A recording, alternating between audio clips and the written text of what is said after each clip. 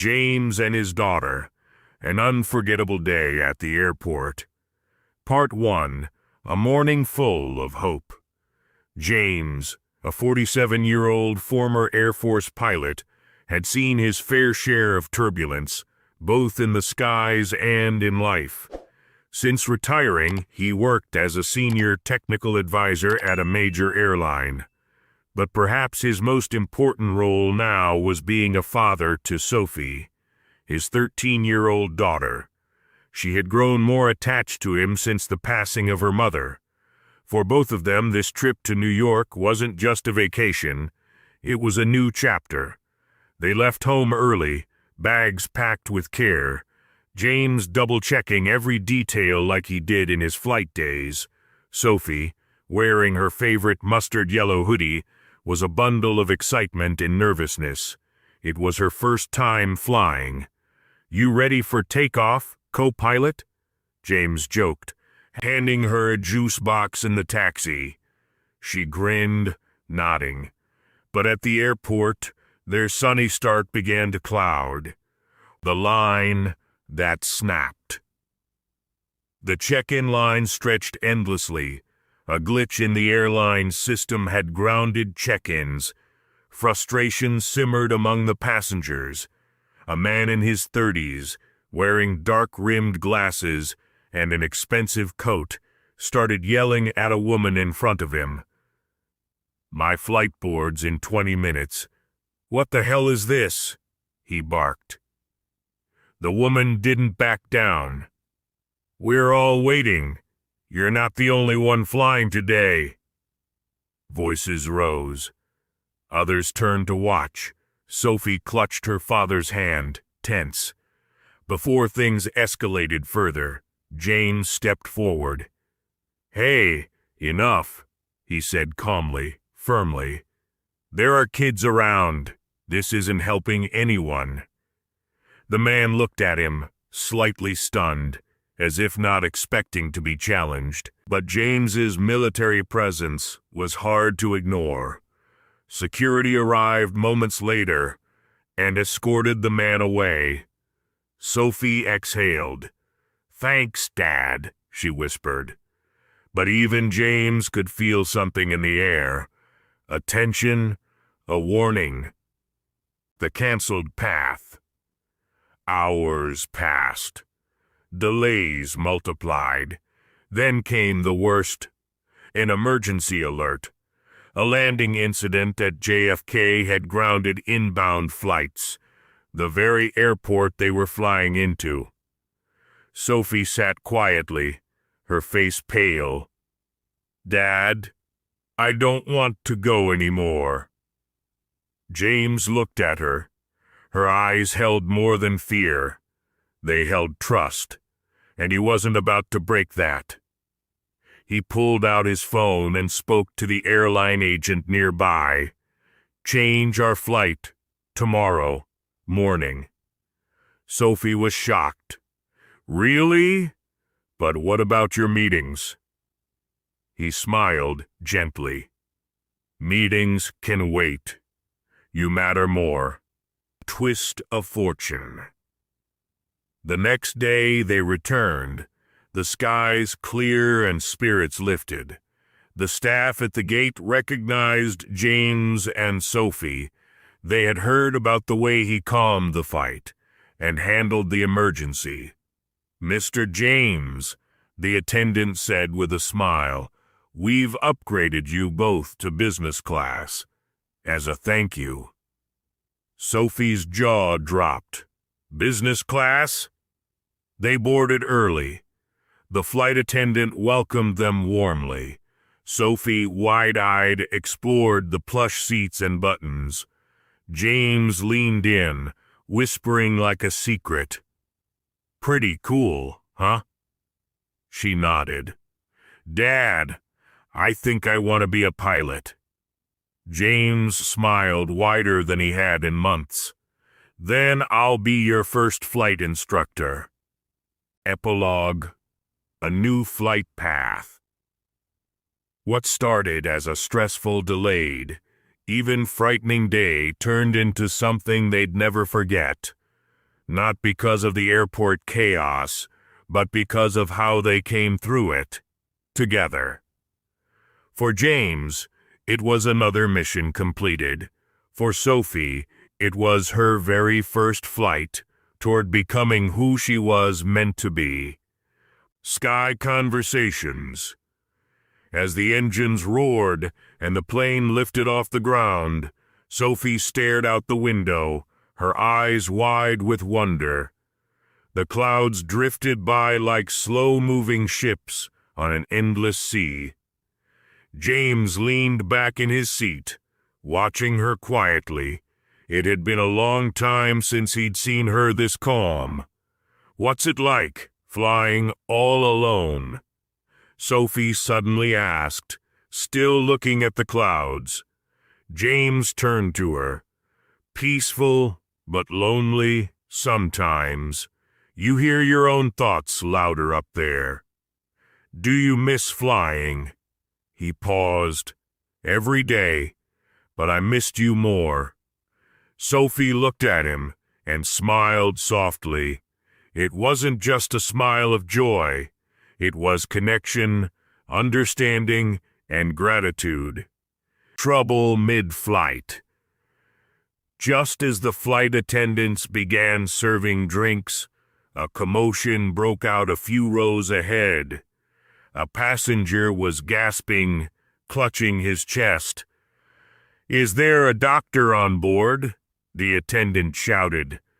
People froze. Some panicked.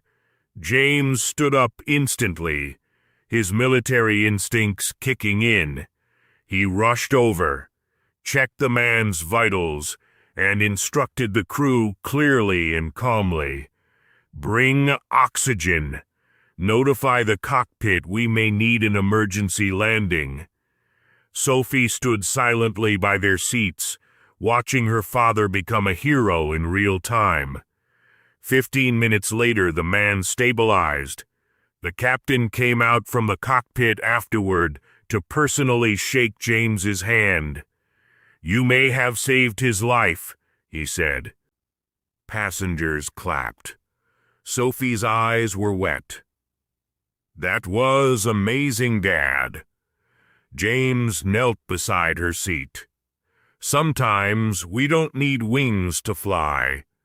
Arrival and surprise. When they landed in New York, the airline arranged for James and Sophie to be met personally by a staff member. But that wasn't all. The CEO of the airline, a retired pilot James had once flown with, had seen the incident report. He came out himself. "James Carter still saving people, huh?" James laughed. "Just doing my job." "No, you've done more than that. I want you to come back. Train the next generation of pilots." James was stunned. Sophie lit up. "Does that mean we'd move here?" The CEO smiled. "Only if your daughter agrees." Sophie looked at her dad. "I think I'd like to fly more often." A month later, James and Sophie moved to New York. James began teaching flight simulations and emergency protocol at the airline's pilot academy. Sophie enrolled in a school nearby, one with an aviation club. Every evening after homework, they'd go to the small airfield outside the city. James taught her how to read instruments, how to steer, how to trust herself. One evening after a short flight in a small private plane with her dad, Sophie stood at the hangar, wind in her hair. "You know what, Dad?" "What?" "Next time, I want to take off by myself." James put a hand on her shoulder. "And I'll be watching, proud, every second." Her first solo flight. It was early morning. The sky was painted in soft hues of orange and gold as the sun slowly rose over the quiet airfield. Sophie stood beside a sleek white single-engine plane, dressed in her pilot uniform, light blue shirt, navy blue pants, and a cap that barely held back her ponytail. James stood a few feet away, arms crossed, watching her in silence. This wasn't a lesson. This was it. Her first solo flight. She walked around the aircraft, performing her pre-flight inspection like he had taught her, checking the wings, the propeller, the flaps. Every step was practiced, but her hands still trembled slightly. When she finally climbed into the cockpit and closed the door, she looked through the glass at her father. He raised his hand in a small salute. She gave him a nervous thumbs up. The tower cleared her for takeoff. The sound of confidence. The plane rumbled to life. Sophie's grip tightened on the yoke. She taxied to the runway, her heart pounding in her ears. "This is student pilot Sophie Carter, cleared for takeoff," she said into the radio. As the plane accelerated and lifted from the ground, a surge of adrenaline and freedom overwhelmed her. The field below grew smaller. The sky embraced her. She was flying, alone, and yet she didn't feel alone at all. James' voice echoed in her memory. The aircraft doesn't fly because of fuel or engines. It flies because you believe it will. 15 minutes into the flight, Sophie noticed something. A slight vibration.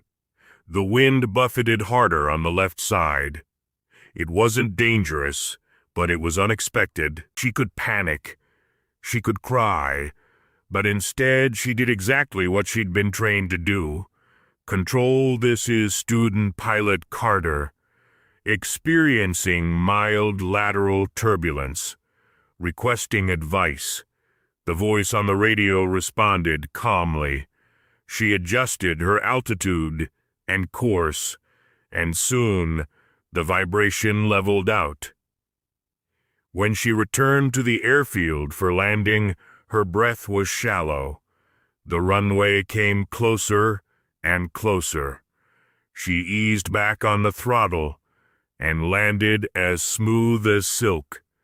The ground welcomed her wheels with a soft kiss. Standing ovation. As she stepped out of the plane, James was already walking toward her, slow but smiling wide. People from the academy had gathered. Her instructor, other trainees, even the airline CEO. And when she took off her headset and gave a little wave, the crowd applauded. Tears filled James' eyes, not from fear, from pride. Sophie ran to him and hugged him tightly. "I thought I'd be scared," she said. "Were you?" "No," she whispered. "I felt like I belonged up there." James knelt and looked her in the eyes. "That's because you do." To the youngest captain in the skies. 5 years later, Sophie Carter, now 18, stood confidently in front of a commercial airliner, her name printed beneath the golden wings on her pilot ID. At just 18, she had become the youngest female pilot ever promoted to first officer on a major airline's domestic route. Cameras flashed. Reporters asked questions. She answered with poise. But behind all the fame, her father's voice still guided her. James had taken a job teaching emergency response protocols. He attended every flight simulation Sophie passed, always waiting at the end with a hug. Now it was her first real commercial co-pilot flight, from Chicago to Denver. The crew trusted her. The passengers smiled. Everything was perfect. Until it wasn't. At cruising altitude, somewhere over Nebraska, the aircraft hit severe turbulence. Oxygen masks dropped. Screams filled the cabin. The captain, an experienced pilot in his 60s, began experiencing chest pains.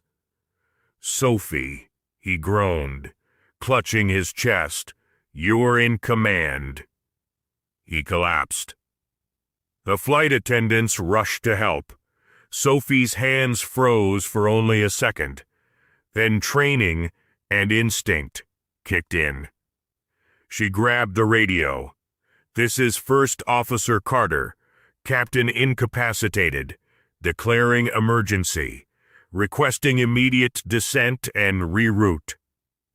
She stabilized the aircraft, reassured the passengers, and coordinated with air traffic control, all while flying solo through the storm. With the help of ATC, Sophie rerouted to Omaha's Epley Airfield. The landing was bumpy but controlled. As soon as the wheels touched the ground, the crowd on the tarmac burst into applause. Emergency responders rushed to help the captain, who survived thanks to Sophie's rapid response. When she stepped out of the cockpit, dozens of phones filmed her. Reporters swarmed the terminal, but she scanned the crowd for only one face, James. He pushed through the crowd and hugged her like she was 5 years old again. "You didn't just fly, Soph," he whispered. "You soared." She smiled. "Because you taught me how."